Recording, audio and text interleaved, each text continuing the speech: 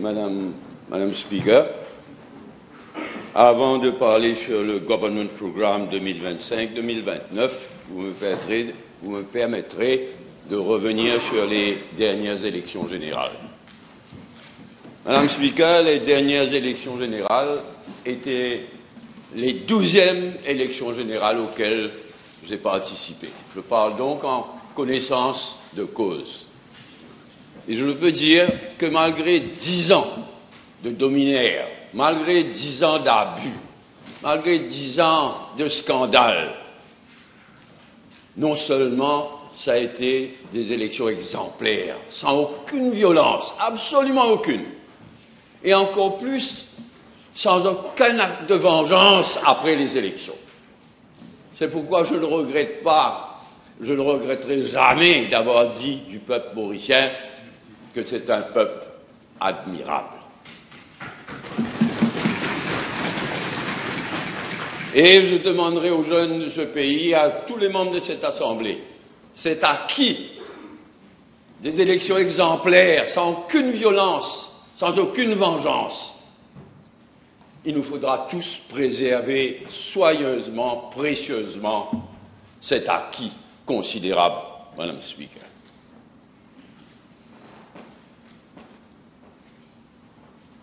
Madame Speaker, nous avons sauvé le pays.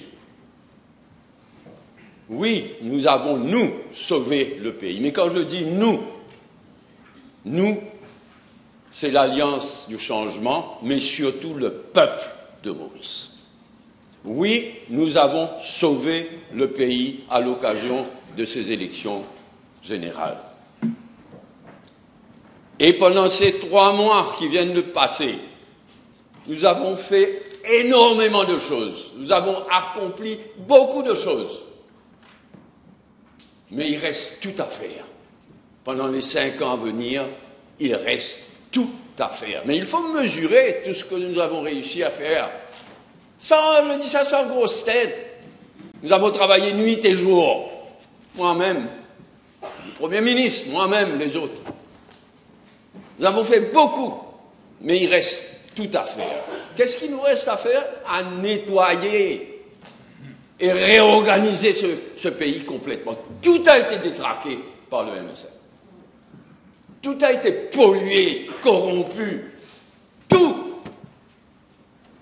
J'ai l'expérience que j'ai depuis 1976 au Parlement. Jamais j'ai vu un pays être martyrisé, dégradé, pollué, comme ce pays a été par le MSM. Nous avons à nettoyer et à redresser le pays. Et nous le ferons avant tout avec les jeunes dans ce Parlement, mais surtout les jeunes dehors. Les jeunes, plus que jamais, il faut le dire, c'est l'avenir. Nous avons à nettoyer et à reconstruire ce pays avec les jeunes, dans le Parlement, en dehors du Parlement. Une tâche considérable, Madame la Speaker. Mais c'est notre programme.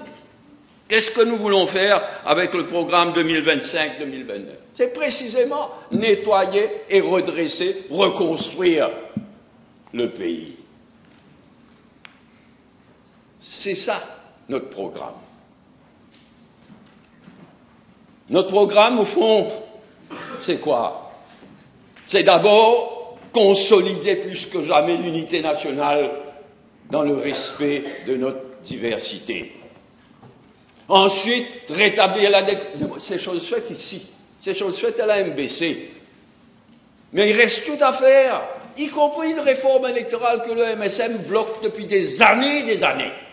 Moi-même, le Premier ministre, nous nous battons depuis des années pour une vraie réforme électorale, pour une vraie démocratie électorale. Nous le ferons pendant ces 5 ans, Madame Speaker. L'administration régionale, ça aussi c'est la démocratie. Nous allons complètement réformer. Un Freedom of Information Act, déjà ce qui a été fait au Parlement, ceux qui ont vécu ces dernières 5 années le savent. Mais il y a encore tout à faire là aussi, du côté de la démocratie.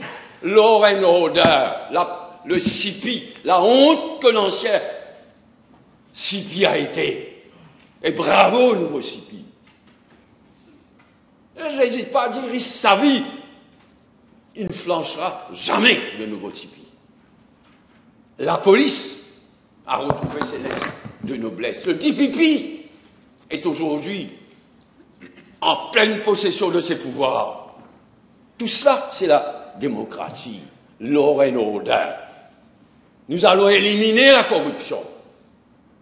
Ça a commencé.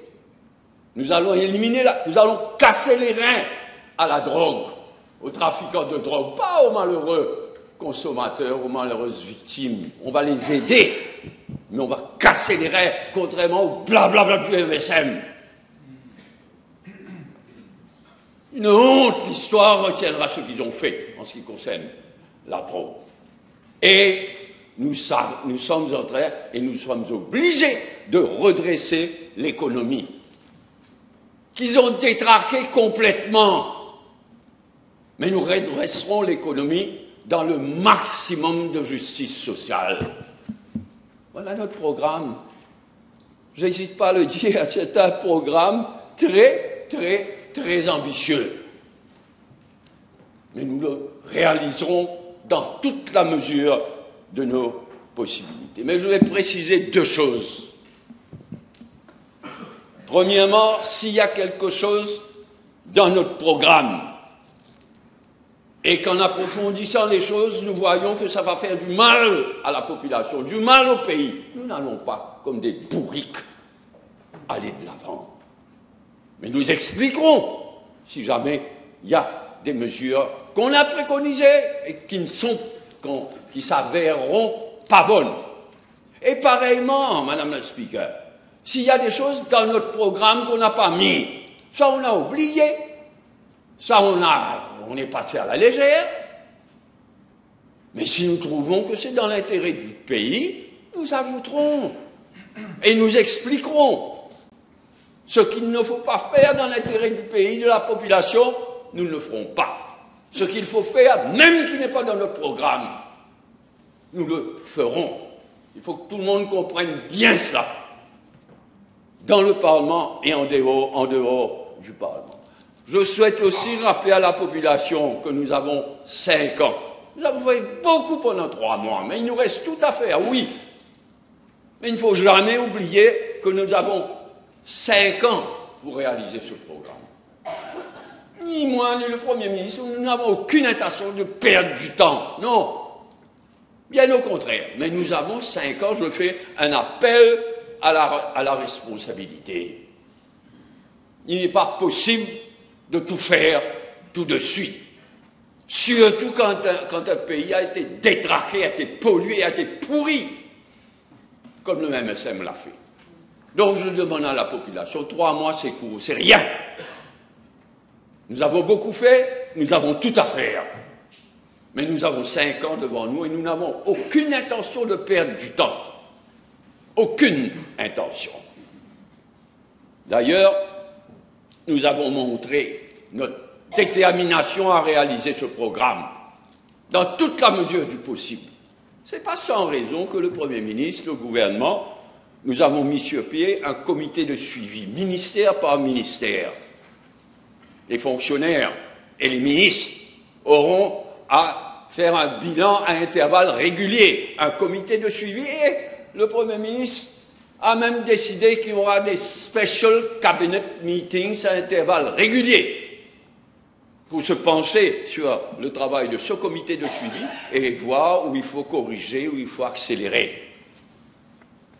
Donc, donnez-nous le temps à la population, donnez-nous le temps, nous avons commencé le travail, nous avons 5 ans, mais nous avons donné des preuves que nous n'avons pas l'intention de perdre du temps.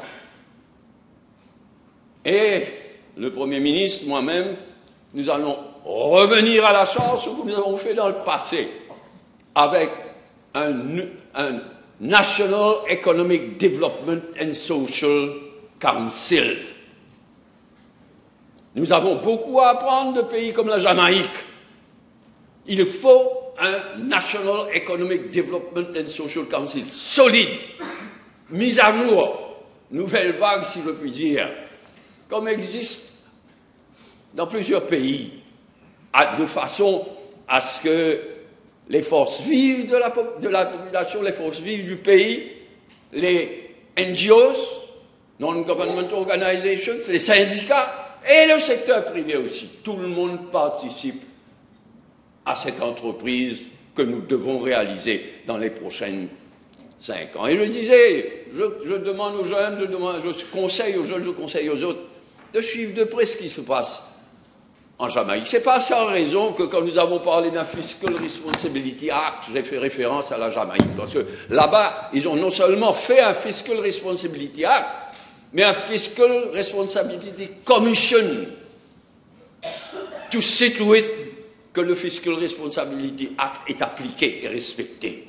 Mais pareillement, nous allons prendre inspiration de la Jamaïque d'ailleurs pour remettre sur pied un meilleur encore National Economic Development and Social Council, de façon à ce que tout le monde puisse participer. NGOs, syndicats, forces vives, jeunes, y compris le secteur privé. Je vais faire un appel, surtout aux jeunes dans ce Parlement, dans le pays. Ce qui ne coûte pas cher, nous allons le faire.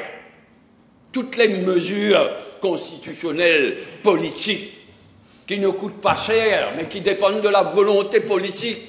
Nous avons de la volonté politique à revendre, mais nous n'avons pas de sous.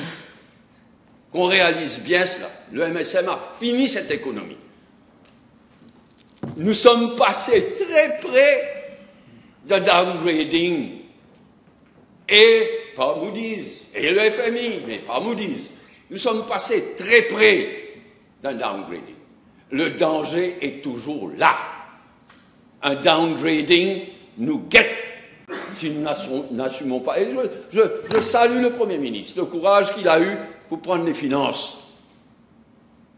Et vous savez pourquoi? Parce qu'il sait qu'il y a des décisions difficiles à prendre et qu'il n'a pas peur, au contraire. Il veut prendre des décisions difficiles et non pas laisser à d'autres. Certains l'ont fait ça, quand il y a des décisions difficiles. Moi, j'ai vécu ça dans ma vie depuis bien longtemps. Quand il y a un passe-sirop, oui. Quand il y a des décisions difficiles à faire, sauver un des autres. Mais je salue le courage de Navin Ramgoolam. C'est un moment difficile. Le prochain budget qui vient, ce ne sera pas le budget de Navin Ramgoolam seulement. Ça doit être notre budget à tous. Les efforts qu'il y a à faire, les sacrifices, je n'hésite pas à utiliser les mots, les sacrifices qu'il y aura à faire, les efforts qu'il y aura à faire, il faut que ce soit un effort partagé par nous tous. Je salue à nouveau le courage de Navin Ramgoolam. Mais nous devons tous être avec lui, une équipe pour faire face à une situation difficile. Je le répète, nous sommes passés très près d'un downgrading. Et le downgrading nous pend encore au nez, nous pend toujours au nez. Si à l'occasion du prochain budget, surtout, et même avant le prochain budget, mais si à l'occasion du prochain budget, on ne fait pas ce qui les décisions politiques, ça dépend de la volonté politique, mais l'économie s'en fout de la volonté politique. L'économie a ses propres règles, a ses propres exigences. Ce n'est pas la première fois que je dis ça dans l'île Maurice, qui passe par une situation de crise.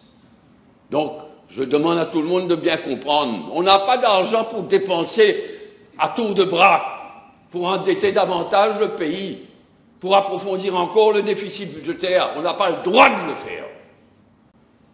Parce que ce qu'ils ont fait, le MSM, c'est hypothéquer l'avenir des jeunes. Un égoïsme horrible. Faire plaisir, faire la bourse doux. Et hypothéquer l'avenir des jeunes.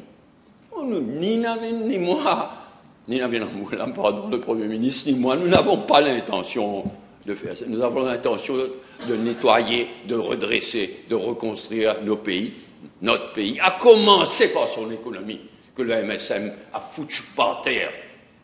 Madame Speaker. Il y a des urgences. Et je demande à la population de bien comprendre ça. L'urgence des urgences. Et je salue le travail du ministre responsable de ce secteur. Depuis 10 ans, depuis 15 ans, je dis ça. On n'investit pas dans les nouvelles machines, on n'investit pas comme il faut. Ça va finir mal, et c'est en train de finir mal. C'est l'électricité. C'est l'urgence des urgences. Parce que si on... Regardez l'Afrique du Sud. Combien d'années encore l'Afrique du Sud va charrier cette crise de l'électricité, de l'énergie? Malheureusement, je dois dire, il est peut-être déjà trop tard. Je dis ça pas pour faire peur aux jeunes surtout, mais il est peut-être déjà trop tard. C'est pourquoi je dois vous dire, nous avons discuté jusqu'à la possibilité. Il y a des pays qui ont été obligés de faire ça. Il y a des pays qui ont fait pire que nous et qui sont maintenant obligés de louer des bateaux électriques, c'est-à-dire des bateaux pour produire de l'électricité. Un pays comme le Gabon, il y a 2 bateaux turcs qui produisent de l'électricité en tête de râle parce qu'ils ont atteint le stade que nous risquons d'atteindre dans quelques semaines, dans quelques mois. Là. C'est terrible. Et ça coûte cher. Qui va nous prêter, c'est pas le mot, mais nous prêter le bateau pour produire de l'électricité sans descendre nos pieds, comme on dit? Ça se paye, ça. Je demande à tout le monde de bien comprendre, depuis 10 ans, 15 ans, je dis ça. Ah, on crié au loup, mais le loup là. J'ai plus besoin de crier. Le loup est l'apôtre. Et le sens, c'est pas une coquin l'apôtre là aussi.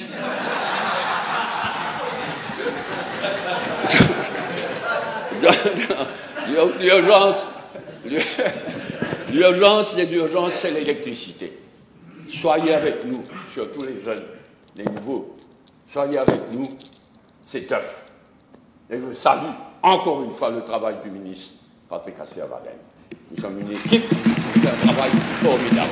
Et son problème, c'est aussi que non seulement l'électricité, le problème, l'eau.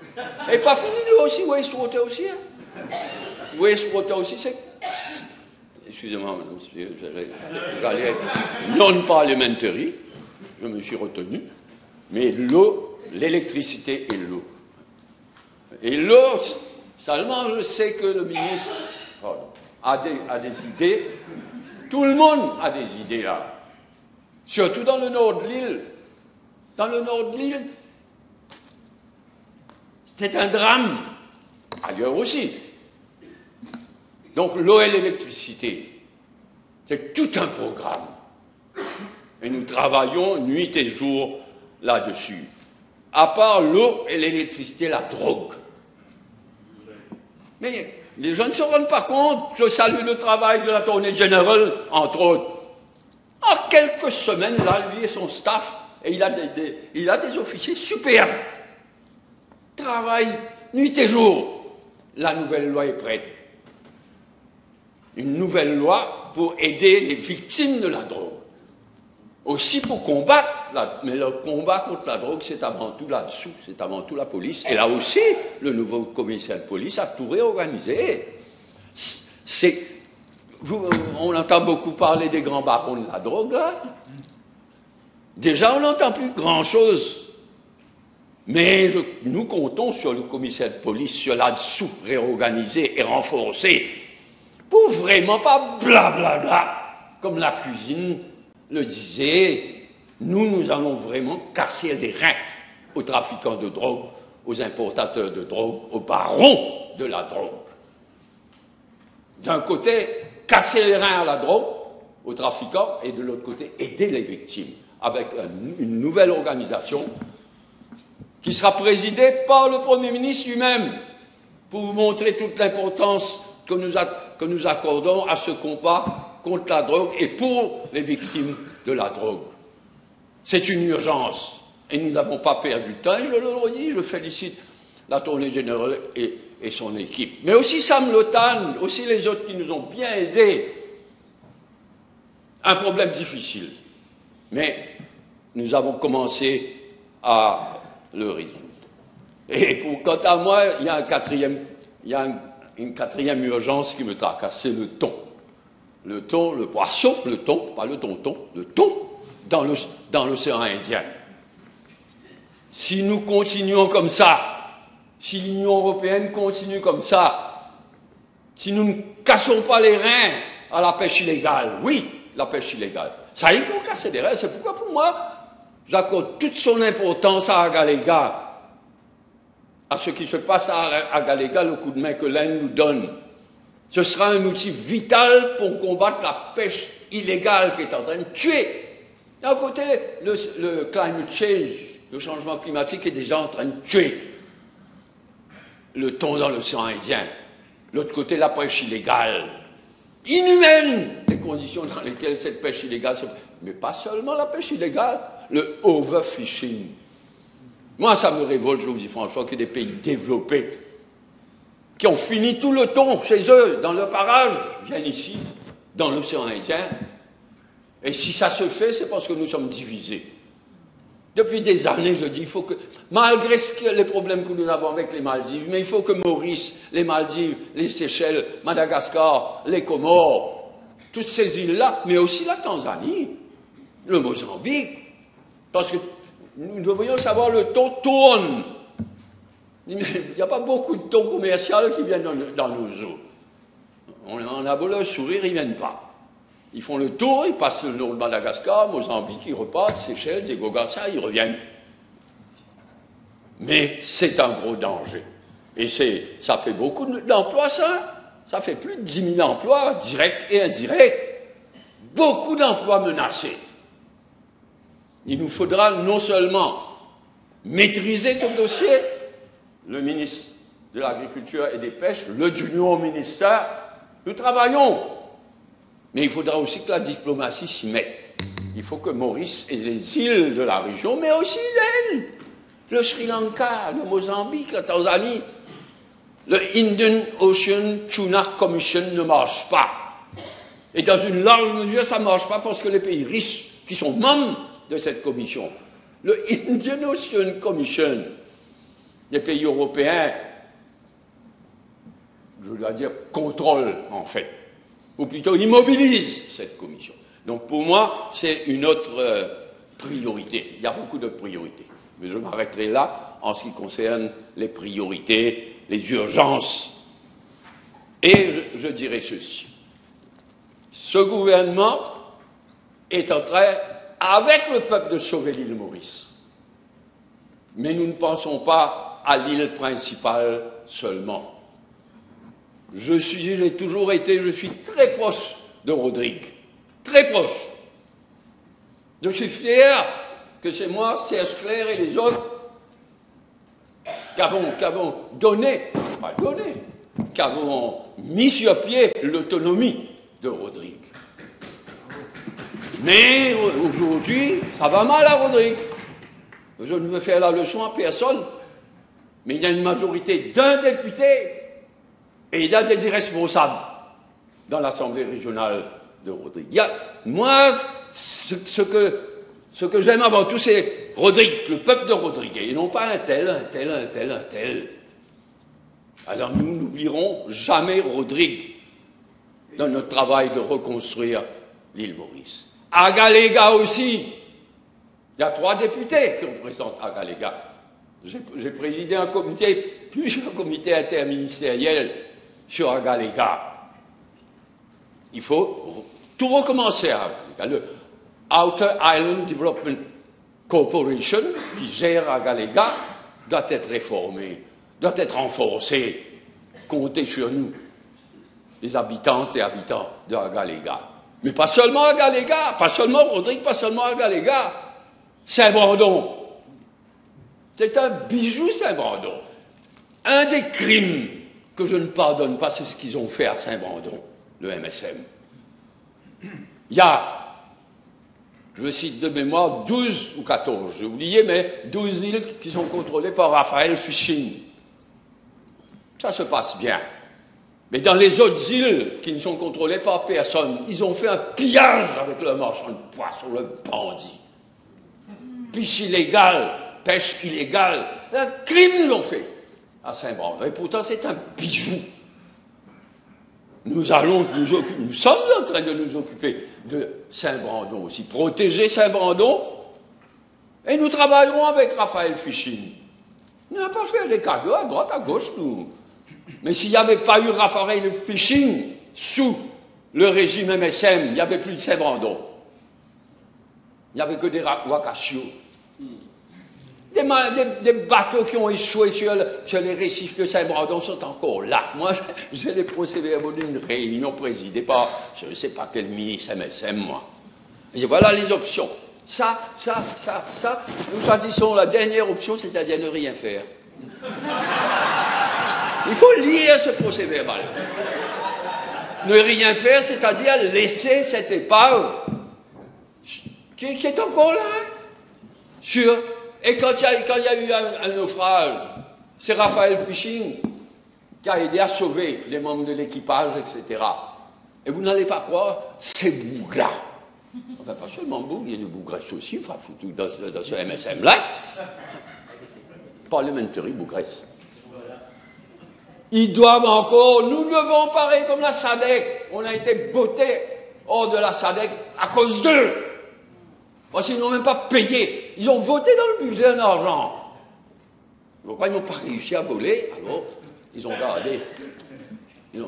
Là-bas, on doit encore, nous, l'île Maurice, on doit 5 millions de roupies à Raphaël Fichine. Parce qu'ils ont sauvé les membres de l'équipage, parce qu'ils ont empêché la pollution. Et enfin, en tout cas, nous allons faire de façon, parce que l'environnement, mon collègue Rajesh Bhagwan, Johanna Béranger, les jeunes députés et ministres, Fabrice David, les autres, nous sommes des obsédés de l'environnement. Ah ben pour nous, l'environnement, c'est avant tout Saint-Brandon. Protéger Saint-Brandon, développer, faire un bijou écologique de Saint-Brandon. Tout ça, nous allons le faire, pas seulement l'île principale de Mauritius, mais Rodrigue, Agaléga, Saint-Brandon, en attendant que nous récupérions les Chagos et Tromelin. Parce que c'est d'abord une question de souveraineté, les Chagos et Tromelin, mais c'est une question aussi de zone économique. La petite île Tromelin, c'est gros comme ça. Il n'y a personne dessus. Enfin, là, pour le moment, il y a des étrangers, météo, etc. Mais ça génère une zone économique immense. Et quand on prend Maurice, on prend Chagos, on prend Diego Garcia, on prend Agaléga. On prend Chagos, on prend Agaléga, pardon, on prend Saint-Brandon, on prend Tromelin. Mais c'est ça, il y a même... Le leader de l'opposition n'a même pas compris ce que nous disons dans notre programme. Nous sommes un small island state, mais nous sommes un huge ocean nation. Nous sommes les deux. Ça aussi, ils n'ont pas été foutus de comprendre. Nous sommes les deux. Nous sommes un small island state. Et là, la COP 30 arrive, là. Rajesh Bhagwan, Johanna Béranger, les autres, nous sommes en train de préparer activement. Vous vous rendez compte que dernier COP 29, le ministre de l'environnement de l'île Maurice n'a même pas été présent, c'est-à-dire à cause des élections. Ben là, nous préparons. Et moi, je pense que l'île Maurice peut jouer un grand rôle. Pourquoi? Parce que d'abord, nous sommes un Small Island Development State, nous sommes dans le groupe Afrique. Afrique Environnement est extrêmement important, a été à l'avant-garde de COP 29. Nous sommes donc un Small Island State, nous sommes dans le groupe Afrique, nous sommes proches de l'Inde. L'Inde a été un des rares pays, à part les pays pauvres, les pays sous-développés, les Small Island States comme nous, l'Inde a protesté à l'occasion du dernier COP 29. Un des rares grands pays a protesté. Quand on met tout ça ensemble, véritablement, nous pouvons jouer un grand rôle en ce qui concerne le COP 30, en ce qui concerne climate change. Et je tiens à dire quelque chose aussi. Ça n'a même pas été expliqué à l'île Maurice. L'île Maurice et les Seychelles sont les seuls pays, pas rares, les seuls pays à avoir réussi à tomber d'accord. Nous avons notre économique zone, les Seychelles ont leur exclusive economic zone, nous avons notre exclusive. Seuls deux pays Seuls 2 SIDS au monde a été tombé d'accord pour étendre conjointement. C'est une merveille, ça. Et on prend ça à la légère. Les gens de ce secteur du Prime Minister's Office ont fait un travail formidable. Mais il faut consolider. Et comme toujours, on est à la traîne. Donc il y a un Joint Extended Continental Shelf. Il y a des réunions régulières, Seychelles, Maurice, Maurice, Seychelles. Pour protéger, pour développer, pour préparer l'avenir. Et vous savez, les petites Seychelles, dans le cadre de ce Joint Continental Shelf, les petites Seychelles, avec la permission de Maurice, sont en train de développer les Bambara, la culture des Bambara. Et c'est là beaucoup d'argent dedans. Sur le Bambara, donc sur le... Et là, avec notre permission, encore une fois, les Seychelles vont aller de l'avant pour voir si on ne peut pas faire l'élevage de crabes sur le... Nous, malgré toute la bonne volonté des gens du ministère concerné, on est à la traîne. Mais je demande aux jeunes de comprendre. D'habitude, les pays voisins se battent à coups de canon. Là, c'est probablement le seul exemple où deux pays voisins tombent d'accord pour étendre leur zone. C'est quelque chose de formidable et ça peut servir d'exemple au monde entier. Je félicite les fonctionnaires, les responsables du Prime Minister's Office, ce département-là, et ils peuvent compter sur nous qu'on va bouger toujours plus avant en ce qui concerne ce Joint Economic Extended. Madame Speaker, après 5 ans de gabegie, de corruption, d'abus, d'arrogance, 5 ans d'horreur, ben ce peuple, avec l'alliance du changement, mais c'est ce peuple qui a réglé ses comptes à cette bande de bandits. C'est le peuple de Maurice. Aujourd'hui, nous avons à reconstruire, à nettoyer, à reconstruire notre pays. Après 5 ans, nous avons le devoir de réussir, Madame Speaker. Nous voulons un pays ressuscité, un pays exemplaire, un pays solide. C'est ce que nous voulons construire. Un pays exemplaire, un pays ressuscité, un pays exemplaire, un pays ressuscité, un pays solide. Pas pour faire plaisir à tout le monde, mais pour l'avenir des jeunes de ce pays. Nous avons beaucoup fait déjà. Je demande à la population de bien mesurer tout ce que nous avons réussi à faire pendant 3 mois et d'être avec nous, de nous aider pendant ces 5 ans à venir. Il faut que l'île Maurice, après les 5 ans à venir, sorte, comme je dis, ressuscité, exemplaire, solide. C'est pourquoi je terminerai en disant « Let Mauritius be Mauritius again, again and again ». Merci, madame.